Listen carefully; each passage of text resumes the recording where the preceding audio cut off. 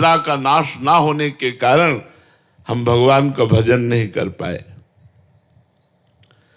देह का नाश अवश्य होगा, जिसे तुम बहुत दुलार करते हो, मार खूब साबुन तेल लगा के स्वच्छ करते हो, सुगंधित द्रव्य लगाते हो, शीशा में देख के गर्व करते हो, ये तुम नहीं हो, ये तुम्हारी पोशाक है, ये तुम्हारी पोशाक है, तुम नहीं हो। और इसका नाश होगा, पोशाक फटेगी, पहनने वाला नहीं फटेगा।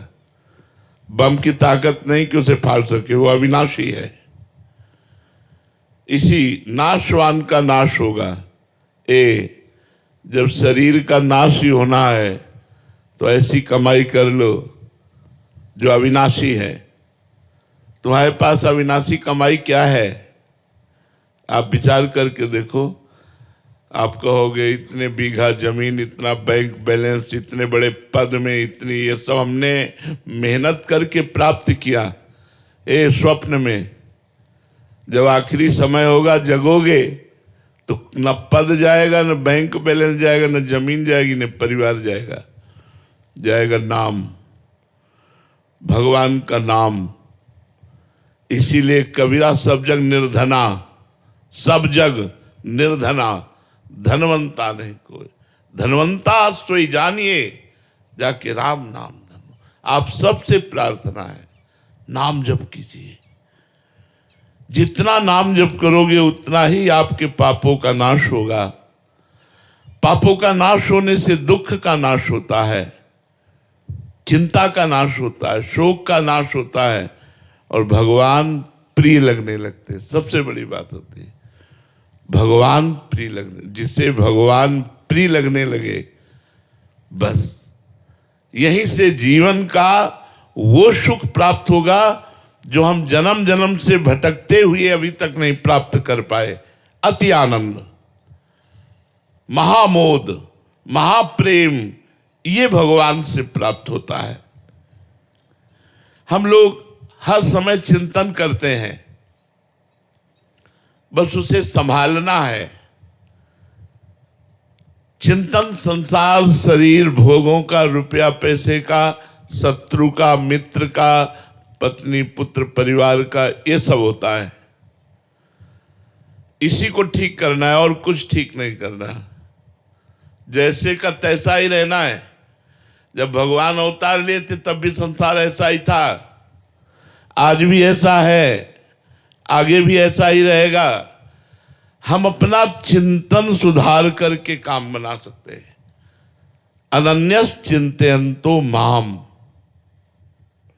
चिंतन तो सबका हो रहा है, बिना चिंतन के कोई एक मिनट भी नहीं रह सकता। पर पुत्र का, पत्नी का, धन का, माया का, राग का, द्वेष का, लड़ाई झगड़ा, मित्रता, शत्रुता, ये माया का जो शत्रु, मित्र, राग, द्वेष, विनाश, जन्म, अच्छा बुरा, ये पहले भी बना था, अब भी बना है, आगे भी बना रहेगा। आप अपना मिटा सकते हो, आप अपना कल्याण कर सकते हो। तो आप संसार की चिंता न करके श्री जी की चिंता करें, श्री जी का चिंतन करें। राधा राधा सब काम करते जाएं। किसी भी कार्य के लिए ये नहीं कि ये छोड़ो तब भजन करो, भजन करते हुए कार्य करो। सच्चा जो कार्य है वो भजन करते हुए। भजन में बड़ी सामर्थ्य है। भक्तमाल जी में एक चरित्र आता है कुबा जी का। इनकी संतों पे बड़ी श्रद्धा थी। जो भगवान से प्रेम करना चाहते हैं उनको संत बहुत प्यारे लगते हैं, और जिन्हें संत प्यारे लगते हैं उन्हें भगवान बहुत प्यारे लगने लगते हैं। भगवान की बड़ी कृपा होती है। अब वो गरीब थे पर संत सेवी थे। जहां संत को देखते साष्टांग दंडवत करते, घर लाते, चरणामृत उतारते, चरणामृत उतार के उनकी आरती करते, साष्टांग दंडवत, फिर प्रसाद पवाते और फिर प्रार्थना करते कि आप रुके रहिए। अगर वो रुकते तो रुकते, नहीं तो चले जाते। ऐसा अब कहाँ हो रहा है? देखो ना कलयुग का प्रभाव कैसा हो रहा है।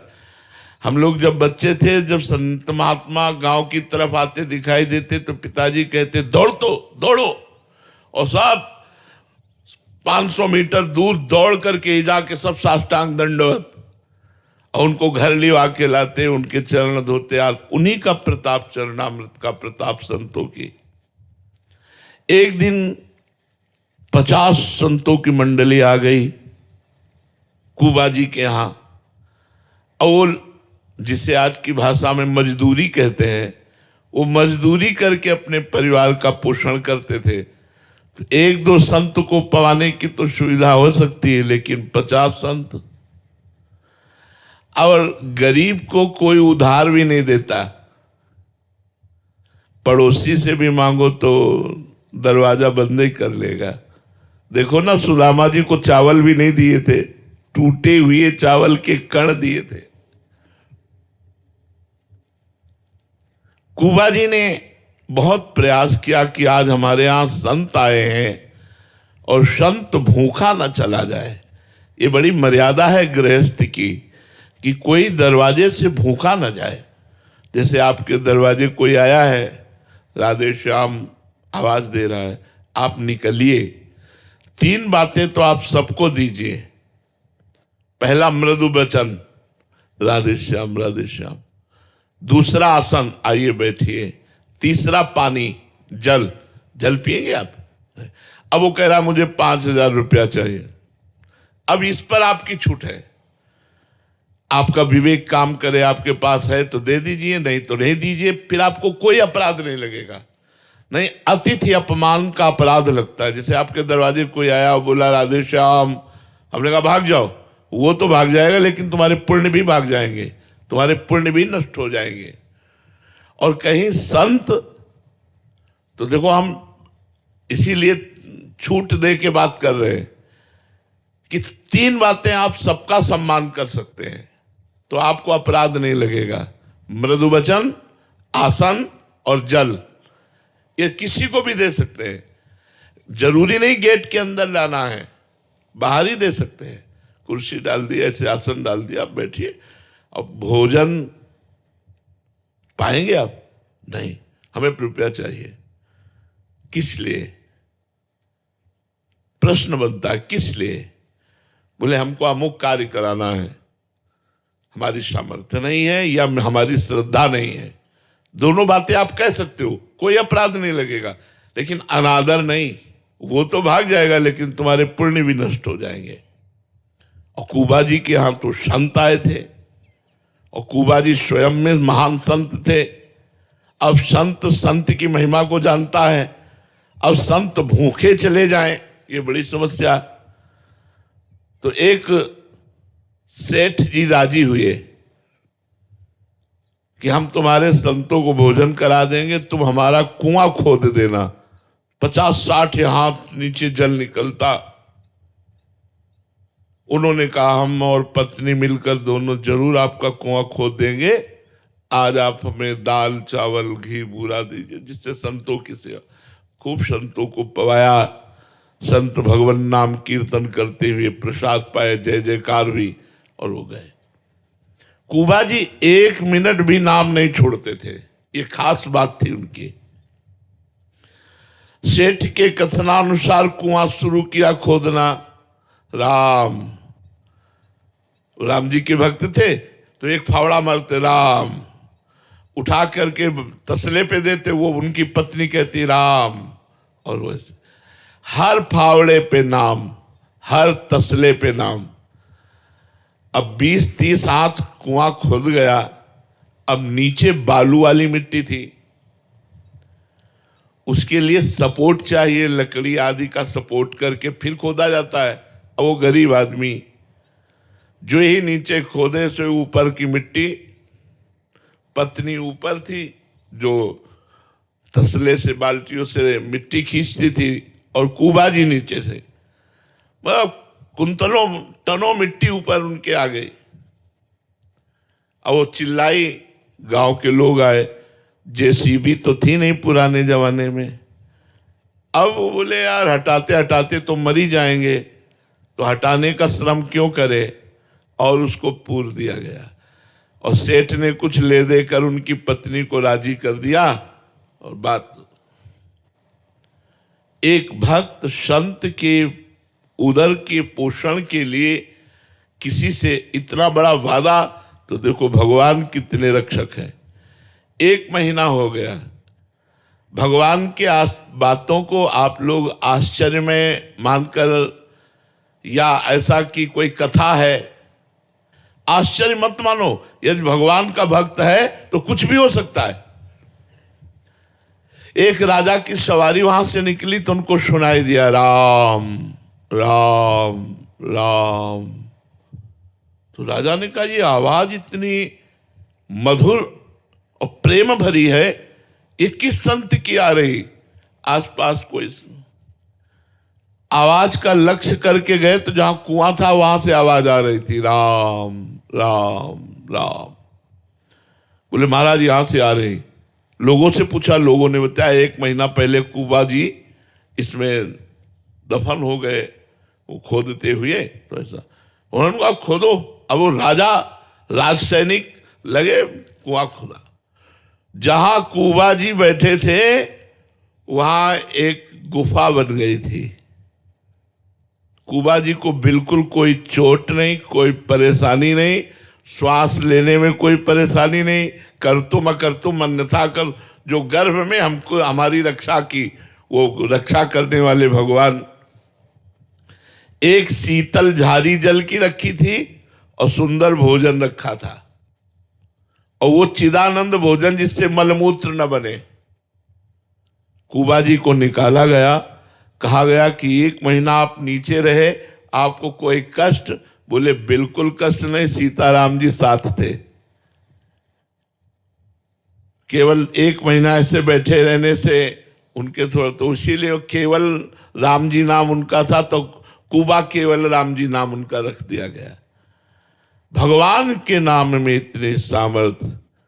प्रहलाद जी को कितना कष्ट दिया गया, कोई कष्ट प्रहलाद जी को नहीं व्याप्त हुआ। इसलिए चिंता मत करो।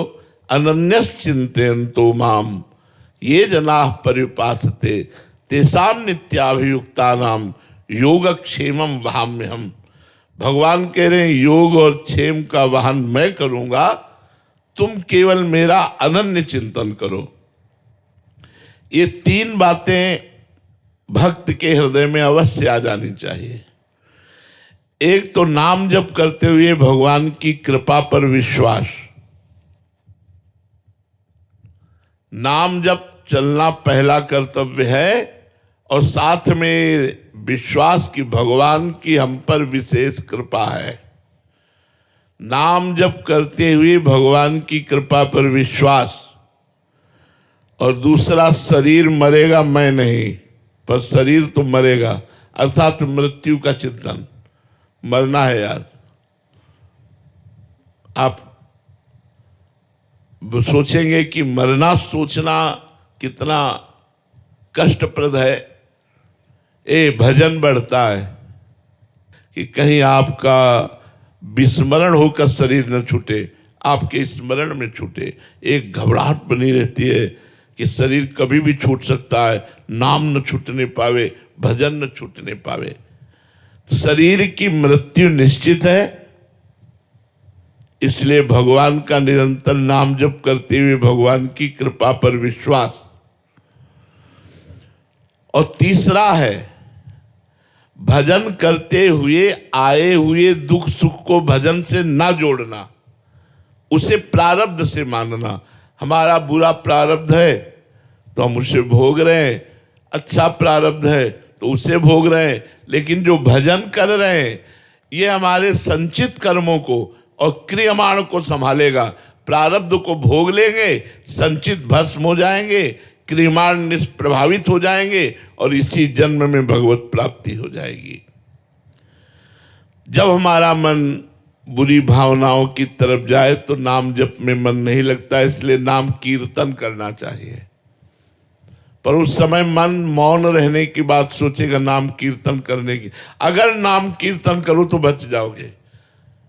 अगर बुरी भावना आ रही, आप राधा राधा राधा राधा राधा चिल्लाने लगे, तो देख लेना बुरी भावना आप पर शासन नहीं कर पाएगी। पर जब बुरी भावना आती है तो नाम छूट जाता है, भगवान का विस्मरण हो जाता है, और उसी के चिंतन में ध्यायतो विषयान् पुंसान् संगास्ते सुपजायते, उसका चिंतन करना, उसको भोगने की चेष्टा करना, ये दो बातें रह जाती हैं।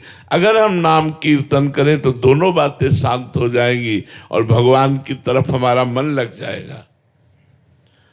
संसार में जितनी घटनाएं घटती हैं वो पहले से निश्चित है, कोई नई नहीं, इसलिए डरो मत। जो होना है वो होगा, जो नहीं होना वो हो ही नहीं सकता, हो ही नहीं सकता।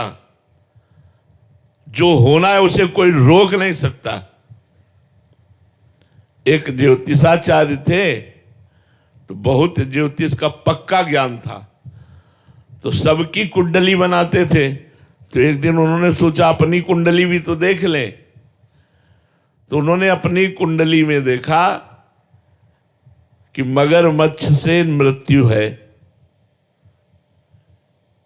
यह निश्चित है। जैसे राजा परीक्षित का जन्म हुआ तो जन्म होते ही ब्रह्म ऋषियों ने बता दिया था कि इनकी तक्षक सर्प के काटने से मृत्यु होगी, भागवत में लिखा हुआ है।